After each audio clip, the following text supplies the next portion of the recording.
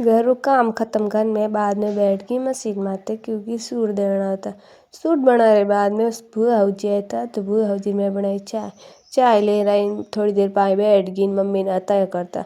तो बाद में मैं रसोई में गई तो माँ देवर जी बस ऑलू डुड़ी ही लाग तो मिठाई खाई ने। मिठाई खाने के बाद में मैं बाहर गई तो थोड़ी थोड़ी झुलझुली हो गई तो अंदर वंड हो गया तो मैं थोड़ी देर बाहर बैठ गई। ए हमारा रोई डेरा फूल घर आ गए। थोड़ी देर बैठने के बाद में माँ ननद बाई बारे रमता गुड़िया और कपड़ा बनाता खेलता तो मैं बाहर गई भी थोड़ी देर में पचे मन याद आई कपड़ा होड़ देता तो मैं आ गई कपड़ा होड़ सब हो रही सब कपड़ा होड़ पचे लहसन ही टाइम हो गई थी लहसन छोलन तो मैं लहसन छोलियन पच मार हो रो जाए दुकान तो ले रहा है चॉकलेट तो मन मार ननद भाई चॉकलेट लार दिन चॉकलेट लेना है बाद में मार हौजी बड़ी और सब्जी बनाई।